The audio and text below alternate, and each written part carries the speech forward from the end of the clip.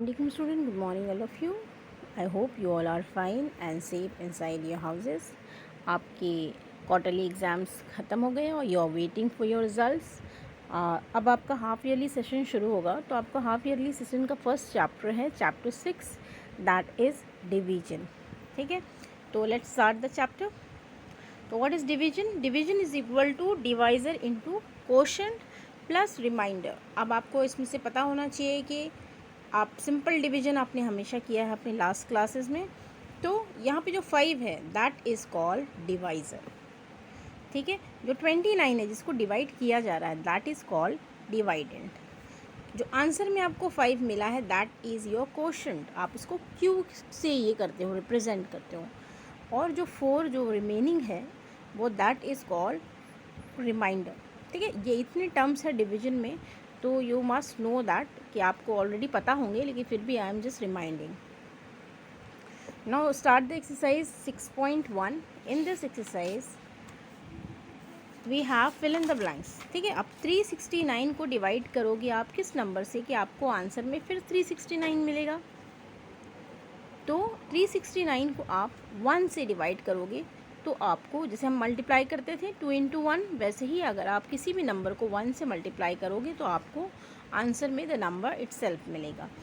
If you divide 0 by any number, यानी 0 divide by 5, 5, 7, तो आपका आंसर हमेशा 0 आएगा.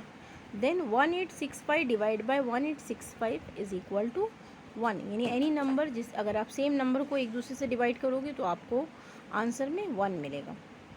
ठीक है, सेम 4, 5, 6 भी बिल्कुल 1 और 2, 3 की तरह ही है, the same type of question.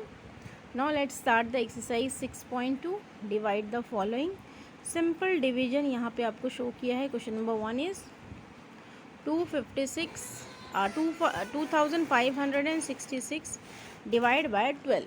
तो आपको यहाँ 12 का टेबल पढ़ना है. तो फर्स्ट आपको 25 है, तो 12 में 12 2 24, तो 2 करोगे 24, आपका 1 बच रहा है. अब 6 को आप नीचे उतार लोगे, अगेन 12 1 12, अब 4 बचेगा. अब 8 को अब नीचे उतार लोगे 48, 12 4 48. तो your answer is coming 214. Simple division है जो आपने ऑलरेडी पहली क्लास में भी किया है. 12 का टेबल आपको पढ़ना है और उसी हिसाब से यहाँ two divide. See the next question. It's 6275 divide by 25.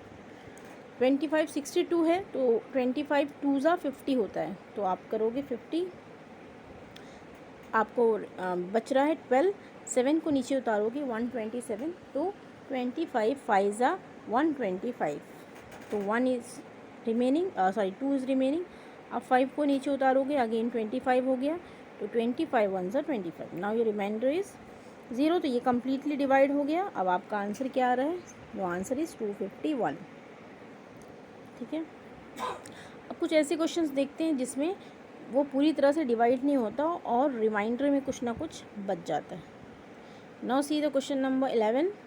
105306 divide by 81. 81 से आपको डिवाइड करना है. तो 105 है, तो 81 1 81, तो आपको बचेगा 24.